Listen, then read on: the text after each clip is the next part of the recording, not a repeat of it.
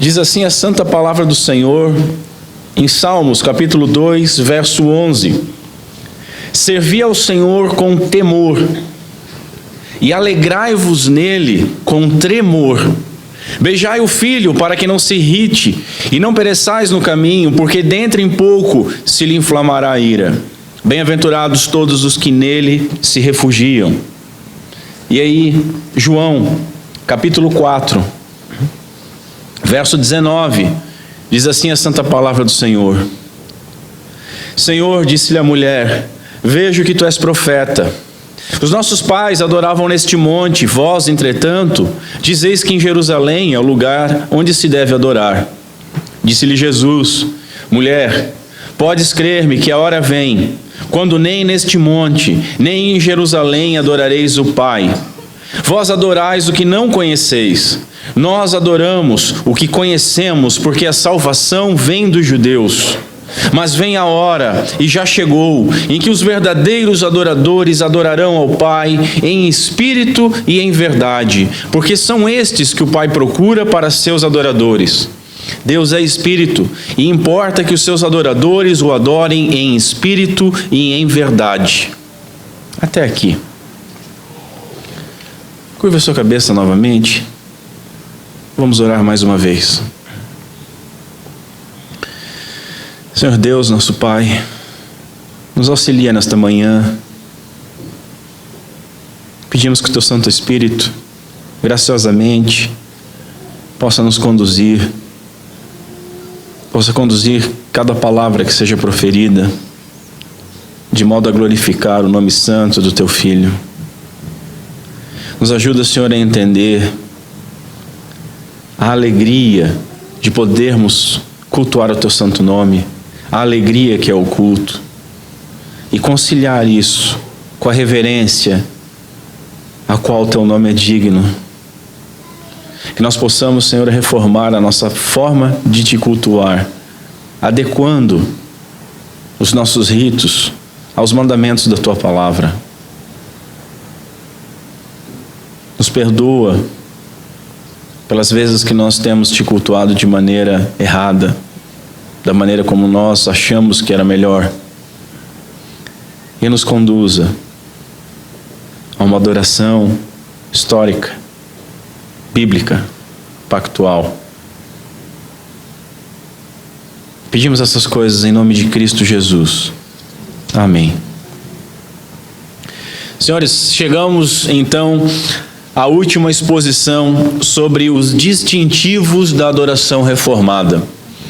Foram com hoje, a 9ª semana que nós estamos tratando desse tema. Primeiro nós precisamos aprender a adorar. E nós temos visto e temos aprendido, pelo menos quem teve o coração tocado pelo Espírito Santo de Deus, que nós temos cultuado de maneira errada, muitas vezes, e que nós possamos nos adequar a isso. Temos visto também que não basta você pegar e colocar dentro do seu sistema de crença, dentro daquilo que você acredita, as doutrinas de salvação, as doutrinas da graça de origem calvinista, e dizer que agora você é um reformado e continuar cultuando do jeito que você quer. Nós vimos que a tradição reformada envolve um culto reformado, e isso é diferente de tudo aquilo que a maioria de nós estávamos acostumados. Na última semana, nós vimos que o culto público, bíblico, litúrgico, ele é evangélico. Por quê? Porque todo culto deve ser cristocêntrico. Todo culto e todos os elementos de liturgia devem apontar para Cristo Jesus, de tal maneira que cada ritual do culto simples, ele enaltece e ele fala a respeito de Cristo Jesus. E vimos também que o culto ele é histórico. Nós não inventamos a roda, nós não criamos nada novo. Os reformadores não criaram nada novo. Muito pelo contrário, eles resgataram um modelo litúrgico embasado no somente a Escritura. A Escritura, a Bíblia, é o princípio regulador do culto. E como princípio regulador do culto, ela não diz somente a quem nós devemos adorar, mas a forma como nós devemos adorar. E aí nós vimos que essa forma é universal, atemporal e praticada desde o tempo da igreja primitiva. Hoje nós iremos trabalhar com dois distintivos que parecem ser contraditórios, parecem se contradizer. O culto, ele é alegre e o culto é reverente. Nós cultuamos em alegre reverência e reverenciamos em alegria. De tal modo que o meu primeiro ponto, então, é o culto reformado, litúrgico, pactual, é alegre. E como esse conceito se perdeu? Esse conceito se perdeu de várias formas. Se perdeu na irreverência, de um lado, e no tradicionalismo, de outro. Tem cultos que parecem culto de corpo presente, parece um culto fúnebre. Tem cultos que parecem uma peça de teatro sendo apresentada e de comédia. As pessoas se divertem, riem. Eu lembro um tempo atrás que eu estava falando com uma irmã, ela disse, puxa, hoje, uma outra igreja, né, ela frequentava, ela assim, hoje o culto foi tão bom, a gente se divertiu tanto, a gente riu tanto com o pregador. Eu fiquei olhando para ela, hã? Com toda a ênfase que nós instruímos a respeito da liturgia, pode ficar certa a impressão que o culto reformado é um culto meio taciturno, meio triste, meio sombrio. Como ele é litúrgico, ele tem passos meio mecânico, meio engessado. Antecipando o próximo ponto, quando nós entenderemos quem somos, quando nós temos consciência de quem nós somos de verdade, e quando nós entendemos quem é Deus, a qual nós estamos cultuando, é lógico que o momento é reverente. Você só consegue ser irreverente diante de Deus em um culto solene se você não faz ideia de quem Deus é, e se você não faz ideia de quem você é, e de onde Ele te tirou para você estar diante dEle, vivo. Mas a nossa adoração é um Deus santo, e por isso é reverente.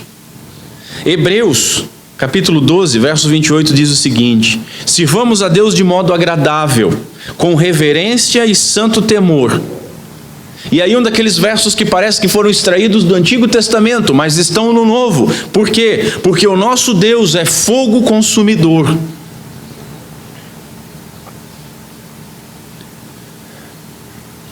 Quanta gente esquece isso.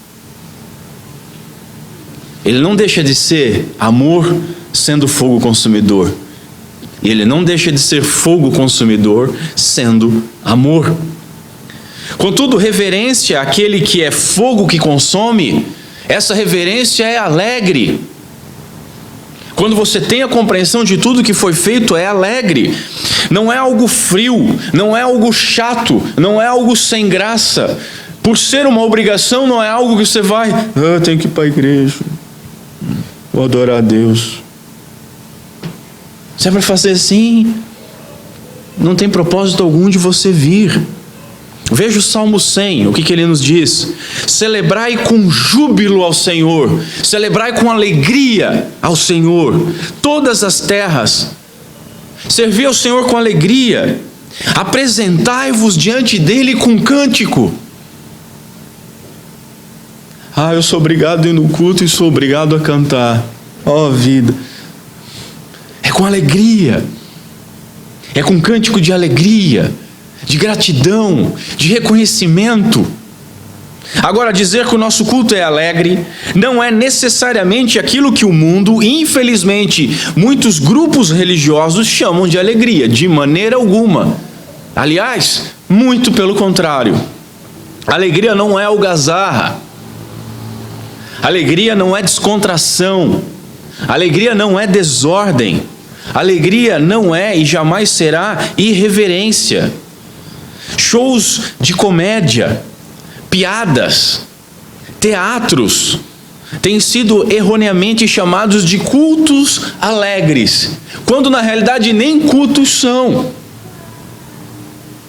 Tem pastores se popularizando e misturando shows de comédia que fazem no teatro com a apresentação que fazem no culto. Isso, a apresentação. Eles chamam de pregação, chamam às vezes até de palestra para dar uma amenizada.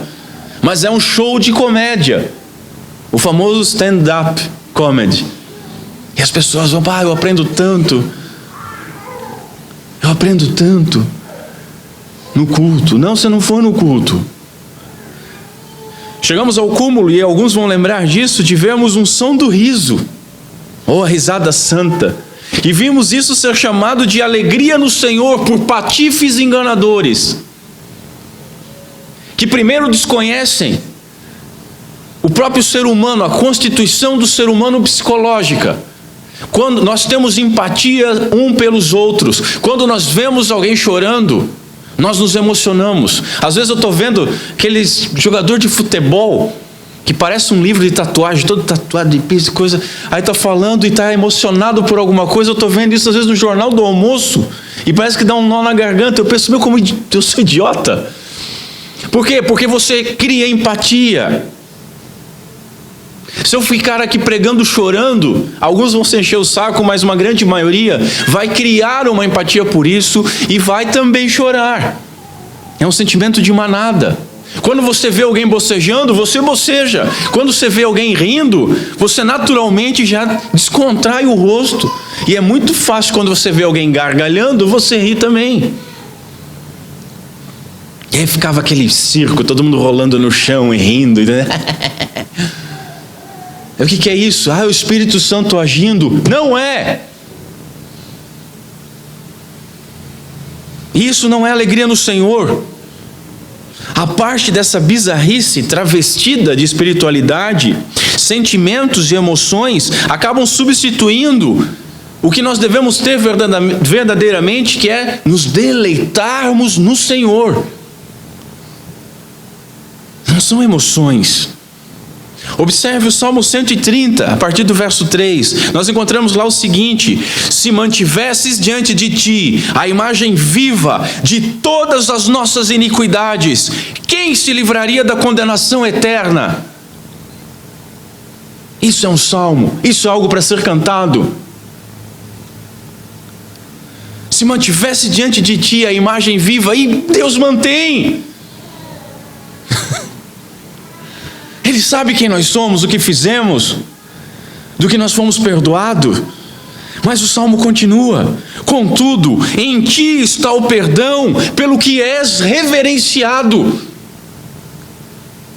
Quer falar em alegria no culto? Vamos partir daqui. Já pensou se nós nos apresentássemos diante de Deus e Deus jogasse na nossa cara os nossos pecados, as nossas hipocrisias? Mas o que a Bíblia diz? Que Ele não lança em rosto, que Ele não apaga a brasa que está quase apagando. Antes, Ele incendeia. O texto aponta para a reverência, trazendo a verdade que deve nos levar a lágrimas de alegria, alegria plena.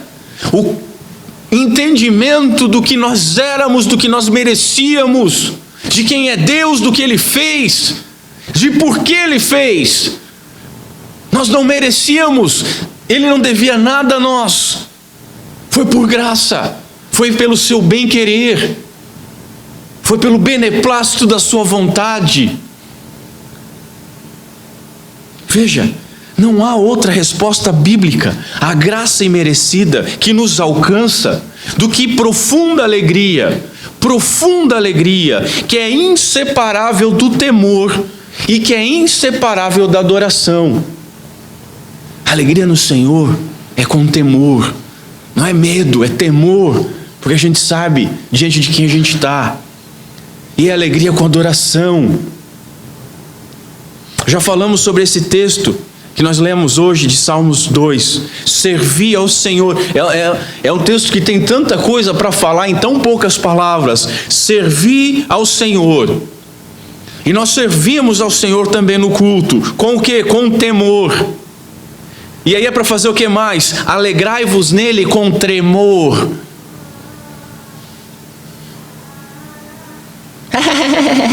É o Espírito Santo agindo.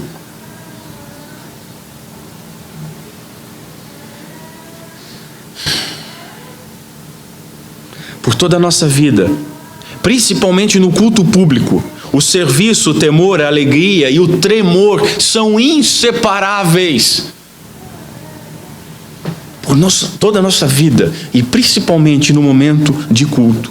O mundo não consegue compreender isso, o mundo não consegue entender isso, o mundo não consegue alcançar tal entendimento. Para o mundo, alegria e tremor são antíteses. Reverência e alegria, antítese. Só que nós somos estranhos mesmos, nós somos esquisitos, nós somos um povo diferente. Nós morremos para viver, nós nos baixamos para subir, nós dividimos o que nós temos para ter ainda mais. Nós temos paz no meio de tormenta, nós temos alegria enquanto nós trememos, e nós servimos com extremo temor a quem nós estamos servindo. Agora, alegria não é sinônimo de excessos do pentecostalismo. Agitação, excitação, barulho não significa verdadeira alegria. Esses tempos eu vi um pobre coitado numa grande reunião que acontece aqui perto da nossa cidade, e o vídeo ficou famoso no Brasil inteiro, que ele diz que crente que não faz barulho está com defeito de fabricação. Talvez o defeito de fabricação seja na visão, porque não leu que o culto é com ordem e decência. Pode ser isso. As pessoas aqui não entenderam o ponto de vista dele, a dificuldade dele. Alegria difere, senhores, de felicidade. É muito difícil às vezes as pessoas compreenderem isso. Alegria difere de felicidade. Felicidade é um sentimento, como a paixão é um sentimento. Alegria, assim como o amor, não é um sentimento. A felicidade, você está um dia feliz e outro infeliz. Você está um momento feliz e outro você deixa de estar feliz. Alegria não, alegria é atitude. Alegria é cultivada, como nós vimos ontem aqui no encontro de casais. A alegria cristã é uma resposta racional de gratidão pela salvação imerecida. Isso não é um sentimento. Eu sinto uma alegria. Eu entendi. E por isso eu estou alegre. E cada vez que eu entendo mais alegre estou. Ela não depende, ela não oscila por fatores externos. Deixa eu ilustrar isso de uma maneira bem simples e até infantil para os irmãos entenderem. Você fica feliz por ganhar um bolo. Você ganhou um bolo, ficou feliz, e aí você vai para a cozinha para comer esse bolo, e aí você dá primeiro uma olhada no bolo e você vê que tem morango, aí você não gosta de morango, aí a tua felicidade de ganhar um bolo já dá uma murchadinha, mas é de morango. Mas ainda assim você vai para a cozinha para comer o seu bolo de morango e dá aquela topada gostosa com o mindinho numa cadeira que levanta a unha, né? O que aconteceu com a sua felicidade? Ela foi embora. A dor apaga, a dor vai ofuscar a felicidade, porque a felicidade é um sentimento. A alegria é diferente. A alegria, como uma atitude de coração grato, ela não se apaga, ela se intensifica. Mesmo nesse exemplo, você ganha um bolo e você entende que você não merecia ganhar um bolo, e por isso você fica alegre.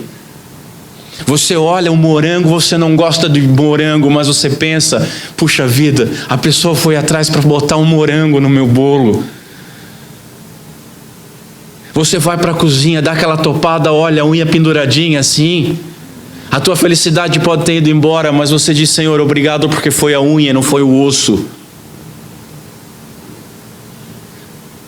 Eu merecia, na verdade, nem pé ter. Eu merecia, na verdade, não estar comendo um bolo com a unha levantada, mas eu merecia estar no fogo do inferno. E por isso eu estou alegre, mesmo com a minha unha latejando e comendo um bolo de morango. Essa é a diferença entre alegria e felicidade. A sua alegria não depende de ir tudo bem. Você consegue, em alguns momentos da sua vida, estar infeliz pelas circunstâncias e ainda assim alegre no Senhor. E é isso que o mundo não compreende. Sua alegria não depende de ir tudo bem, mas de Deus ter sido bom com você.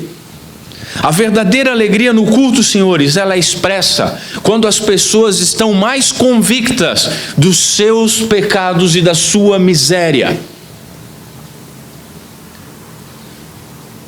Esse é um dos dois motivos que a lei é pregada com tanta veemência.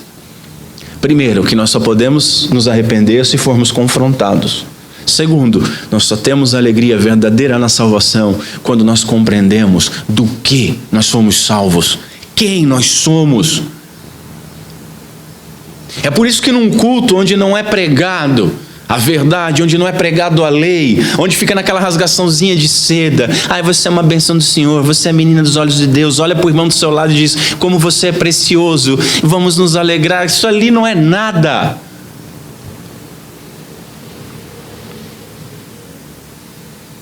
Quando nós estamos convictos dos nossos pecados, da nossa miséria, do nosso imerecimento de algo bom de Deus e do nosso merecimento da condenação de Deus, é aí que nós tiramos os nossos olhos de nós mesmos e aí nós olhamos para o Senhor que é bom. É por isso que o nosso culto difere de tantos outros. Enquanto alguns promovem entretenimento e emoção para fabricar um senso de conexão com o divino, toca uma música agitada, bateria, pula no Senhor, tá sentindo? Eu senti um arrepio, foi tão bom, eu saí cheio. Tô até cansado do culto. Você foi numa aula de aeróbica, você não foi num culto. Você liberou, assim como no exercício físico na academia, libera compostos químicos do teu organismo. Você liberou esses compostos químicos dançando no culto. E aí você vem dizer que isso é alegria no Senhor. Não é. Qualquer alegria que você encontra, uma contrapartida no mundo, não é uma alegria no Senhor. A alegria no Senhor não é a mesma alegria que você sente na academia, ou pedalando, ou correndo, ou vendo um filme de comédia. Meu Deus, é diferente. É você vir completamente arrebentado, arruinado, desgostoso com a vida. E aí, ao invés de você chegar aqui e ouvir que é a menina dos olhos de Deus, ainda levar mais porrada e pegar a compreensão de que tudo aquilo que você está sofrendo ainda é pouco para o que você merecia. E aí você está alegre, porque o Senhor olhou para ti e disse, é meu filho.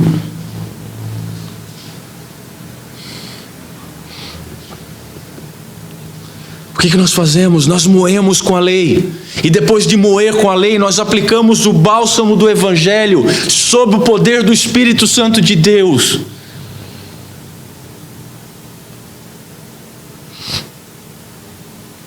Aquele a quem pouco se perdoa, disse Jesus em Lucas 7, pouco ama. Quanto mais nós temos consciência do quanto nós fomos perdoados, mais nós amamos.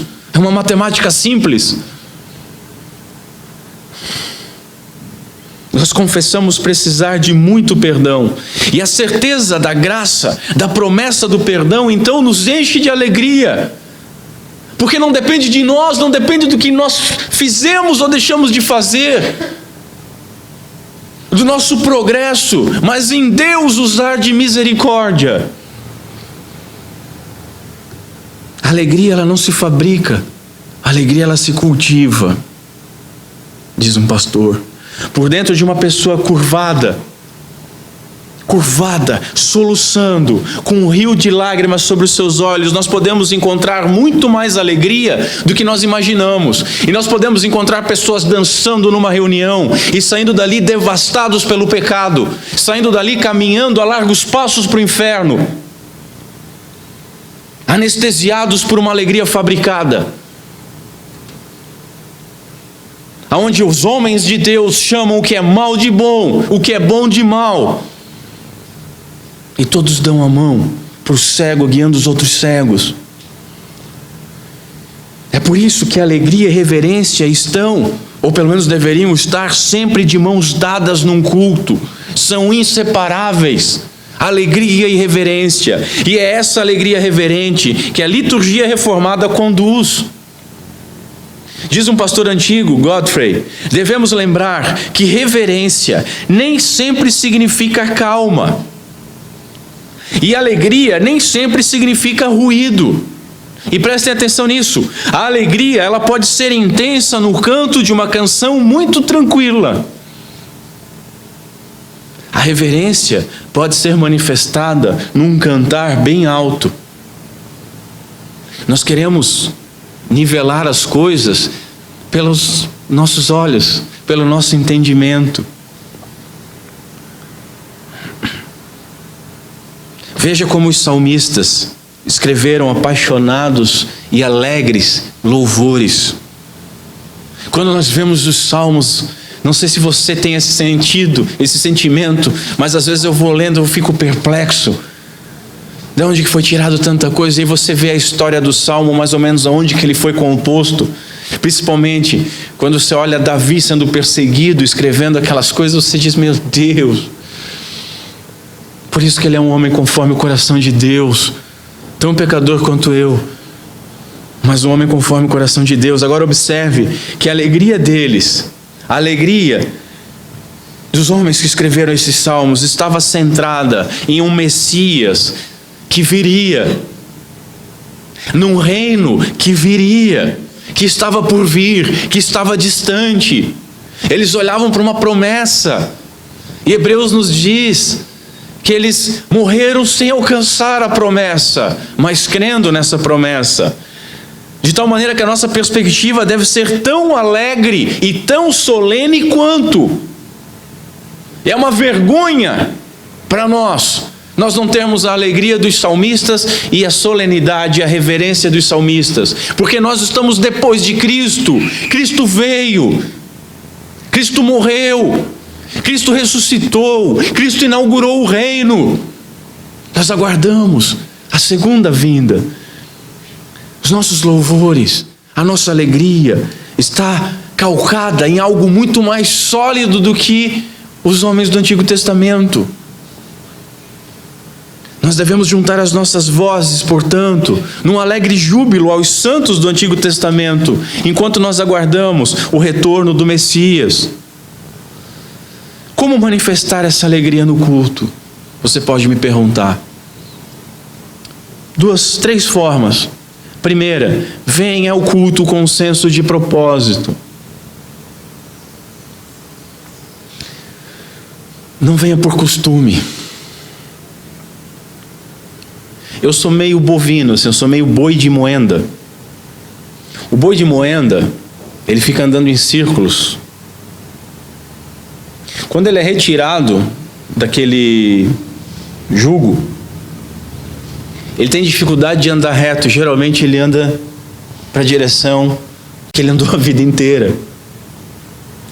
Eu, quando vou fazer um caminho alternativo, que eu passo num caminho que eu sempre faço, se não é o meu copiloto, a minha esposa, eu vou sempre para casa. Eu vou sempre para casa. Eu já vou automático pelos caminhos. Me soltou na rua, estou vindo para o centro, entrei na segunda rua, já faço o balão e venho para casa. Por quê? Foi costume.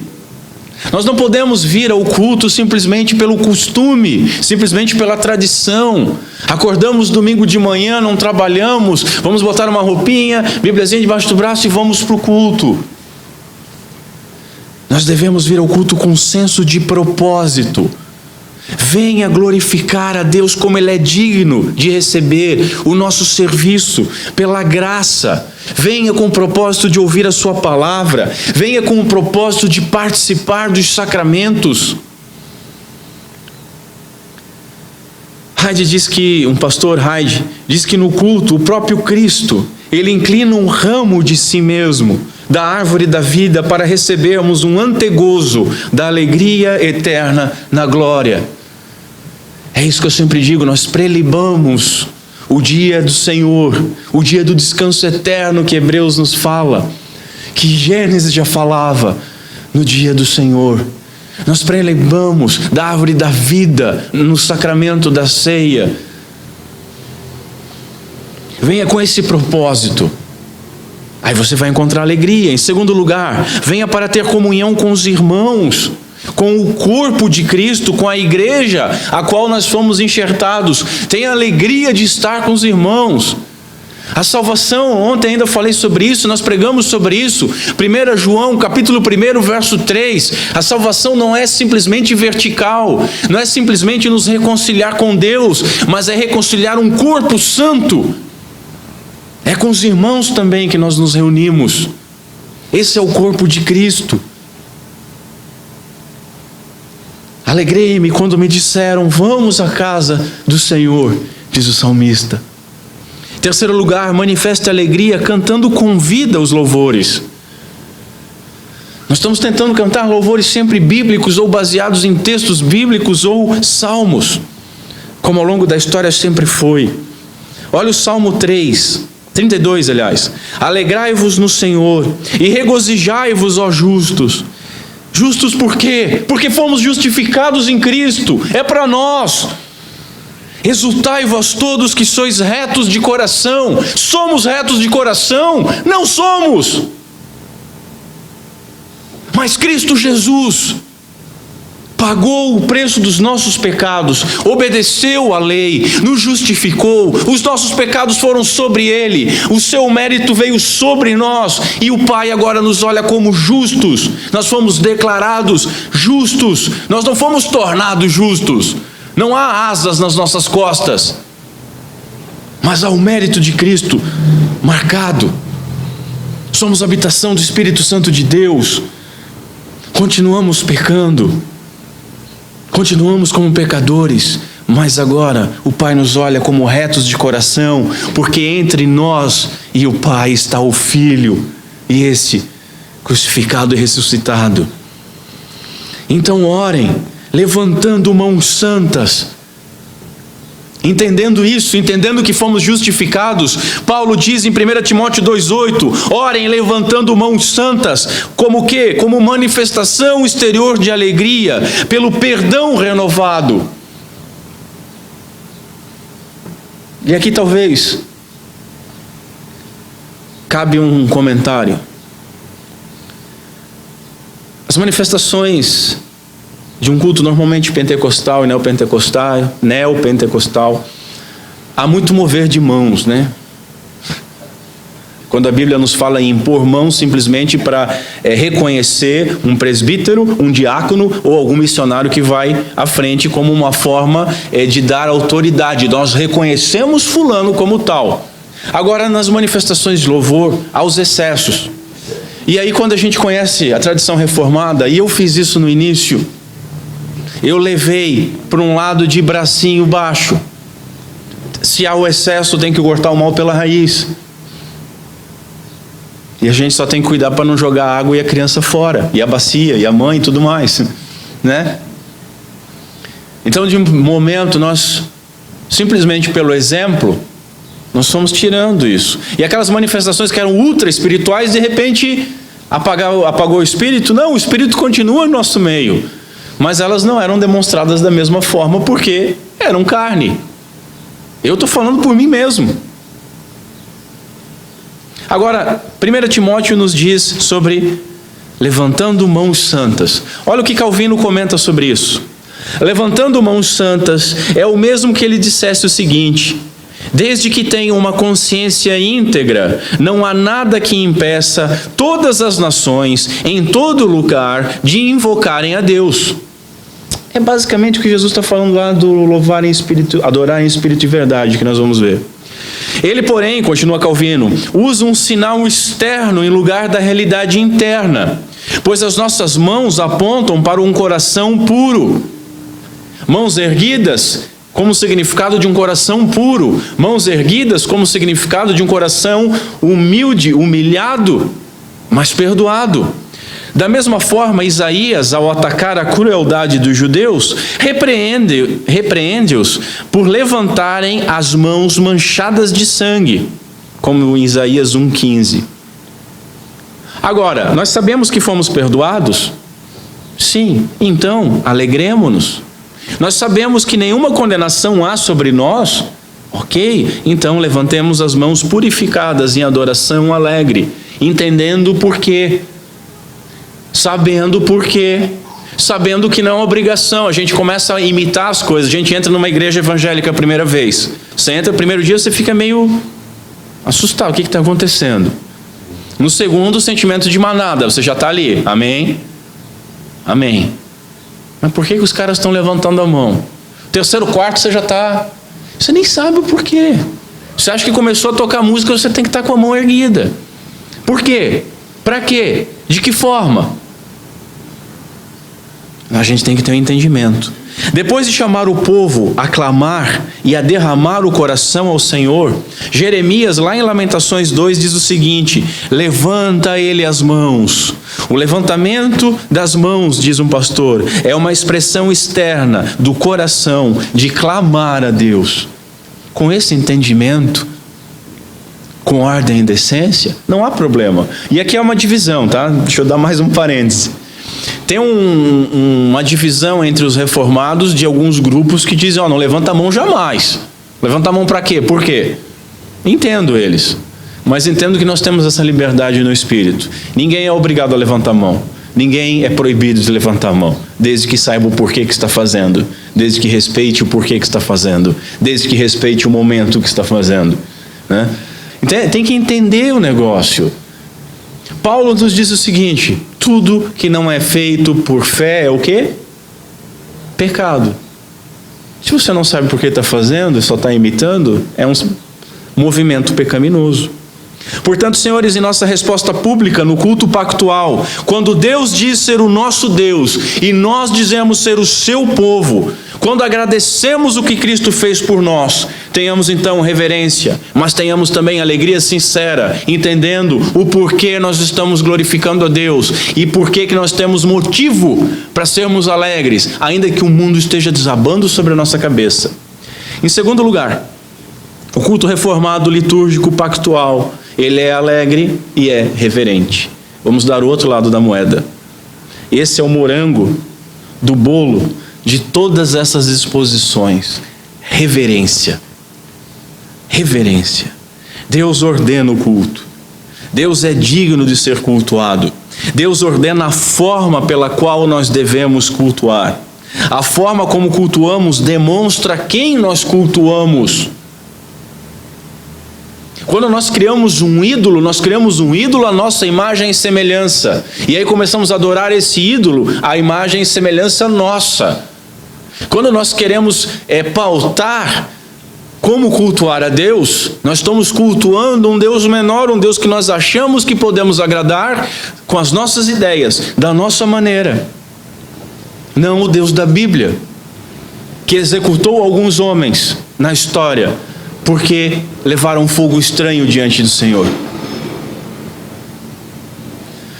Muitos creem saber agradar a Deus, contudo, agradam a si, fazem um ídolo para a sua própria glória. E é isso que a Bíblia chama, lá em Colossenses 2, de culto a si mesmo.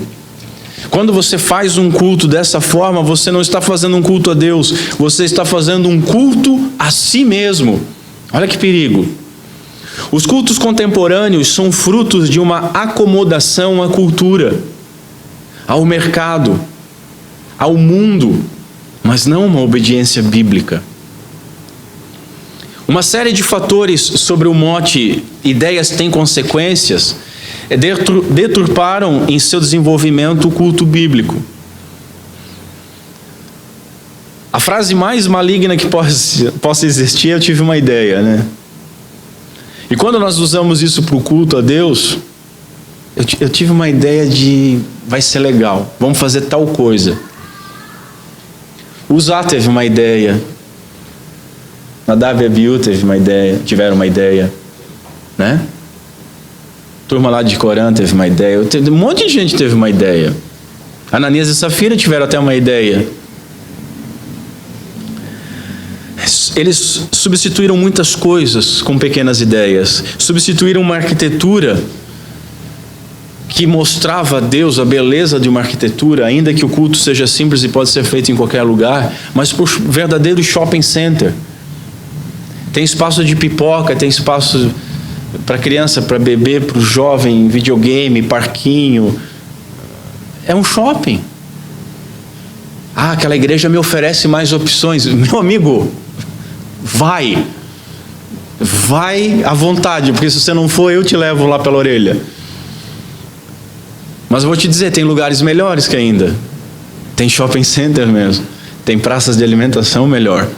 Substituir o canto solene dos salmos por mantras ao sabor dos ritmos da moda. fica repetindo uma frase. Isso pode ser no baião, pode ser no rock, pode ser no reggae, pode ser no rap. Porque temos que falar a linguagem dos jovens. As ofertas de gratidão foram substituídas pelo pagamento antecipado de bênção, uma tentativa de colocar Deus na parede. A oração humilde foi substituída pelas ordens a Deus, pelas determinações de uma criatura ao Criador. A pregação profética, que aponta o pecado e a necessidade de Cristo Jesus, chamando para o arrependimento, foi substituída por palestras motivacionais, palestras terapêuticas, palestras cômicas. A irreverência, espontaneidade, o casual, tem sido vendido como algo alegre. Mas não é. Não é nem alegre, nem bíblico, muito menos aceitável. O culto bíblico ele tem os seus paradoxos. Ele é reverente, todavia ele é alegre. Ele é reverente, contudo ele é ousado. Ele é ousado pelo motivo da nossa alegria. Nós temos um motivo de alegria e nós temos um motivo para sermos ousados. Qual? Nós temos o sumo sacerdote perfeito, que ofereceu um sacrifício perfeito, o perfeito Cordeiro de Deus. Esse é o motivo de nós sermos ousados. Assim nós podemos nos alegrar, nós podemos achegarmos-nos com ousadia na mais pura reverência. Observe o seguinte, Hebreus capítulo 10. Anota aí, eu vou ler rapidamente. Hebreus capítulo 10, a partir do verso 14, diz o seguinte: porque com uma única oferta aperfeiçoou para sempre quantos estão sendo santificados. E disto nos dá testemunho também o Espírito Santo, porquanto, após ter dito, esta é a aliança que farei com eles, depois daqueles dias, diz o Senhor, porei no seu coração a minha lei, e porei sobre a sua mente, e as escreverei. E acrescenta, também de nenhum modo me lembrarei dos seus pecados, e das suas iniquidades para sempre. Ora, aonde há remissão destes, já não há oferta pelo pecado. Tendo, pois, irmãos, intrepidez para entrar no Santo dos Santos, pelo sangue de Jesus, pelo novo e vivo caminho que Ele nos consagrou pelo véu, isto é, pela sua carne, e tendo grande sacerdote sobre a casa de Deus, aproximemo-nos com sincero coração, em plena certeza de fé, tendo o coração purificado de má consciência e lavado o corpo com água pura. Guardemos firme a confissão da esperança, sem vacilar, pois quem fez a promessa é fiel. Consideramo-nos também uns aos outros, para nos estimularmos ao amor e às boas obras. Não deixemos de congregar-nos, como é costume de alguns. Antes, façamos admoestações, e tanto mais, quanto vedes que o dia se aproxima. Se nós voltarmos um pouquinho, no capítulo 4, verso 14, diz o seguinte: tendo, pois, a Jesus, o Filho de Deus, como o grande sumo sacerdote que penetrou os céus, conservemos firmes a nossa confissão, porque não temos sumo sacerdote que não possa compadecer-se das nossas fraquezas. Antes, ele foi tentado em todas as coisas, à nossa semelhança, mas sem pecado. Acheguemo-nos, portanto, confiadamente junto ao trono da graça, a fim de recebermos misericórdia e acharmos graça para socorro em ocasião oportuna. Acheguemo-nos ousadamente. E assim, senhores, é que nós devemos entender o Salmo 2. Servi ao Senhor com temor e alegrai-vos nele com tremor. É assim que nós devemos lembrar de Hebreus 12. Nós nos achegamos a Deus com ousadia, lembrando que, por isso, recebendo nós um reino inabalável, retenhamos a graça pela qual sirvamos a Deus de modo agradável, com reverência e santo temor, porque Deus é fogo consumidor. Está vendo como é fácil você puxar um verso só e fazer uma doutrina? Mas quando você junta tudo, você junta João, você junta Hebreus, você junta Salmos, aí você não tem como evitar a verdade, porque a Bíblia grita a verdade para você. Para chegarmos a Ele com ousadia somente em Cristo, senhores, com alegria e tremor, com temor e reverência. É a Escritura e não a cultura que deve conduzir o nosso culto. A adoração moderna, o culto irreverente, é um culto a si mesmo. Ele não é feito para agradar a Deus. Ele é feito para agradar o homem. Ele é pensado para agradar o homem. Como é que nós vamos tornar isso mais agradável para as pessoas virem aqui? Nele é feito o que o homem deseja, não aquilo que Deus ordena. Assim, grandes massas humanas se alimentam de sentimentos. Lembra a diferença de alegria e felicidade? Saindo dos cultos, apenas mais condenados do que entraram.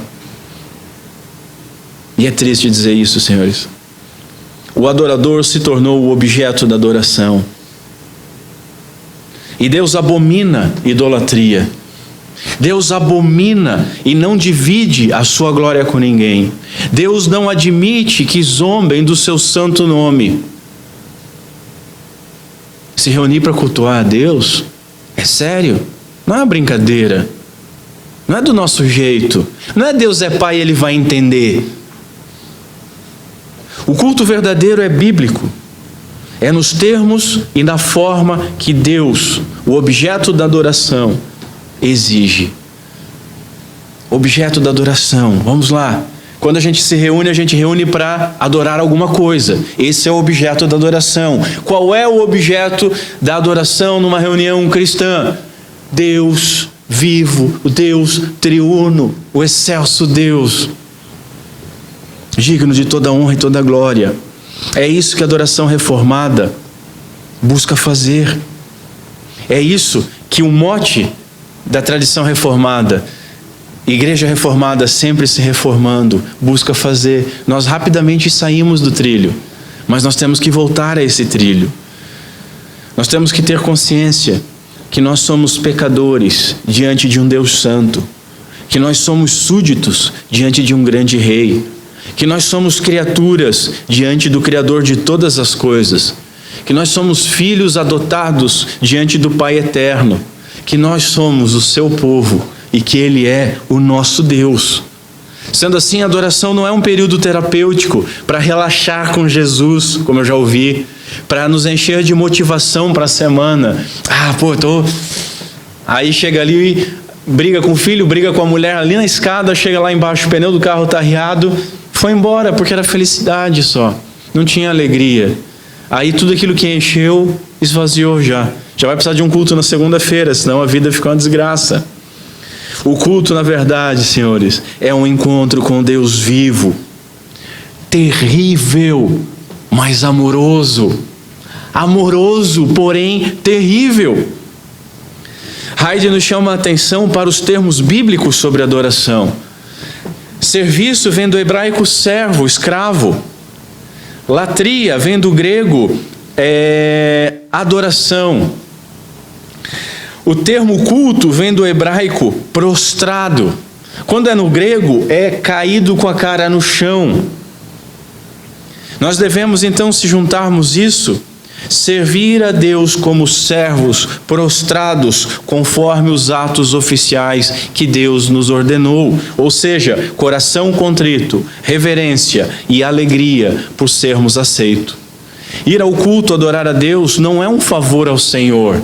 Deus não precisa da nossa adoração, senhores. Nós não vamos botar um sorriso nos lábios de Deus. Não é um favor. Tem gente que diz, não entendo como é que a minha vida está ruim, porque eu tenho ido sempre ao culto. Vai no culto sempre, dá crédito, aí não acontece problema. Essa é a tua ideia. Ir ao culto, senhores, é graça. Porque Ele permite ser adorado por vermes como nós. E se nós não entendermos isso, nós não estamos glorificando a Deus. Ir ao culto é obediência, porque Ele ordena, e Ele é digno de adoração. Ir ao culto é privilégio, porque veja você, nada é mais digno, nada mais excelente, nada é mais reconfortante do que glorificar a Deus. Curvamo-nos sabendo que não merecemos nada. Levantamos nossos olhos, porque é do céu que buscamos graça para socorro em ocasião oportuna, como nós lemos em Hebreus 4. Levantamos as nossas mãos, porque abraçamos o Senhor e as suas promessas pela fé somente. No culto, Deus nos dá exatamente o que precisamos. E, senhores, isso nem sempre é aquilo que nós pedimos ou buscamos. E glória a Deus que Deus não dá o que nós pedimos. Glória a Deus que Ele não nos dá o que nós muitas vezes buscamos. E glória a Deus que Ele nos dá exatamente o que nós precisamos.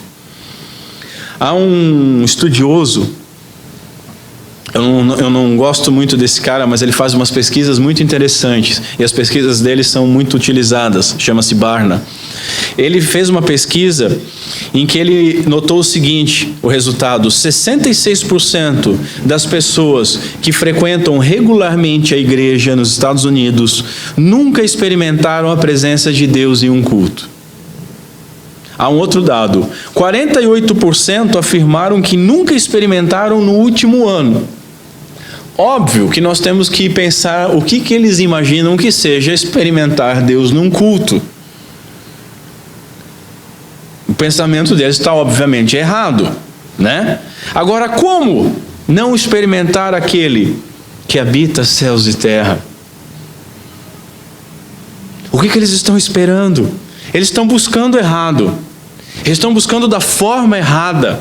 Eles estão buscando com o desejo errado. Eles estão buscando com a expectativa errada. E aí é óbvio que chega mais cedo ou mais tarde eles vão abandonar.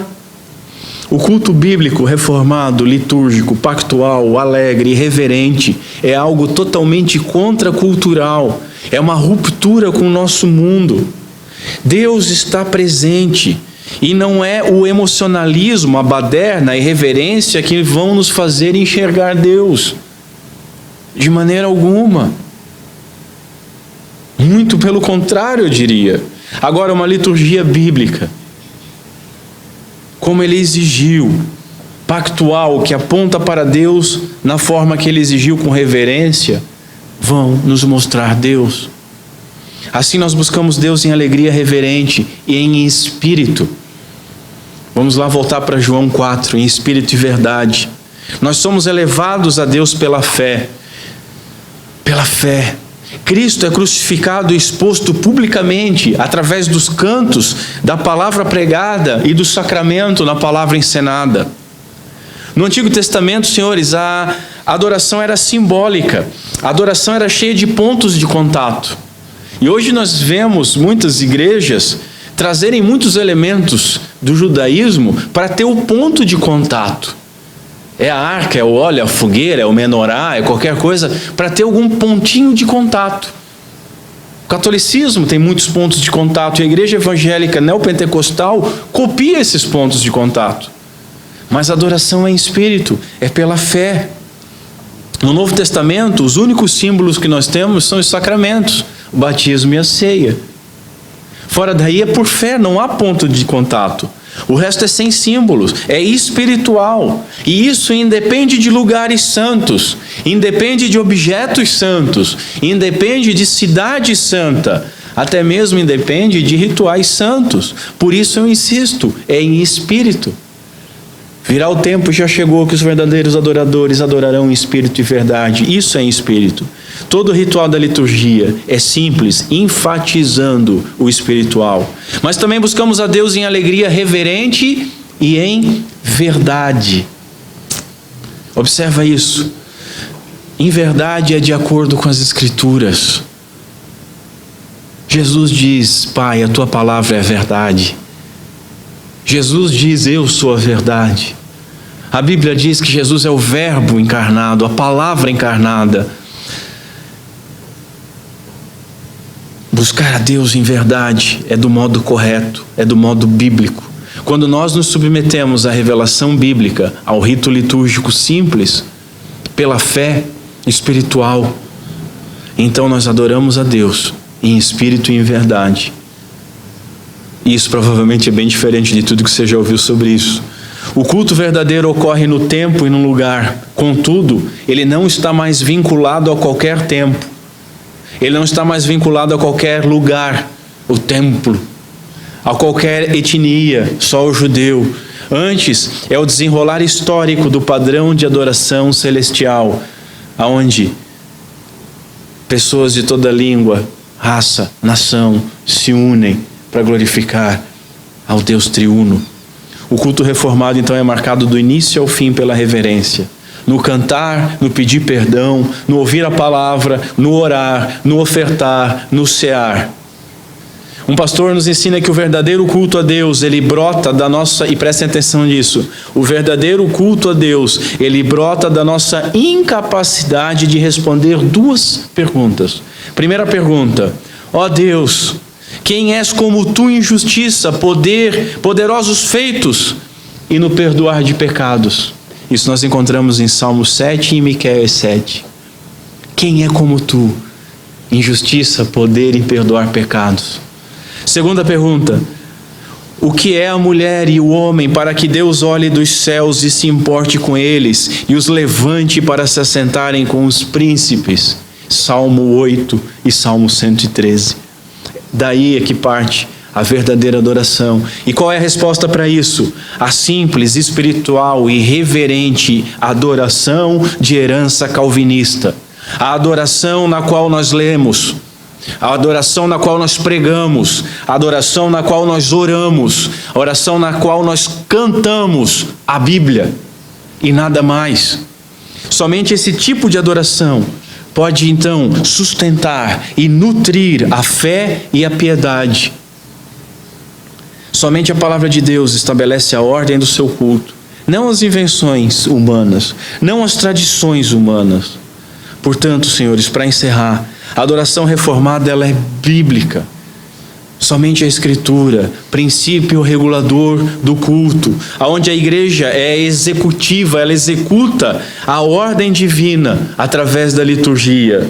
Além de litúrgico, o culto é pactual. Nós renovamos o pacto, e por renovarmos o pacto que é feito com a família, toda a família, inclusive os nossos filhos, devem participar do culto público. Vimos ainda ao longo dessas semanas que ele é evangélico porque sempre aponta para Cristo Jesus, histórico porque sempre foi praticado pela igreja verdadeira, e vimos hoje que ele é alegre e que ele é reverente. Vimos nesse tempo que é o lugar onde nós dizemos: tu és o nosso Deus, e ele diz: vocês são o meu povo. E vimos que o culto verdadeiro é em espírito e em verdade. Vamos ficar em pé.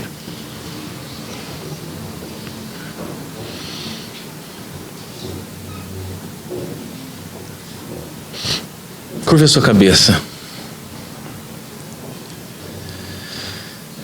Senhor Deus, nosso Pai, nós te agradecemos.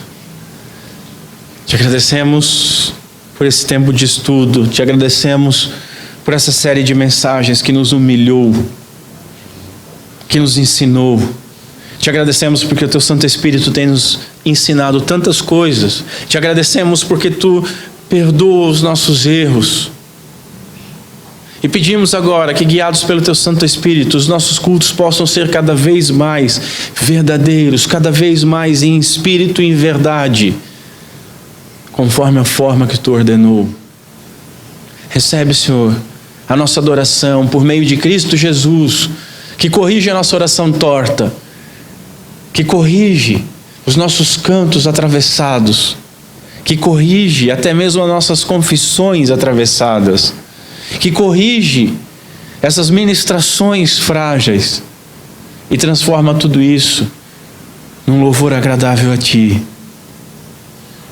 Muito obrigado, Senhor, por tudo que Tu fez em nossa vida, por tudo que Tu estás fazendo e por tudo que nós cremos que Tu ainda fará, para a honra e glória do Teu santo nome. Pedimos e agradecemos essas coisas em nome de Cristo Jesus, nosso Senhor. Amém.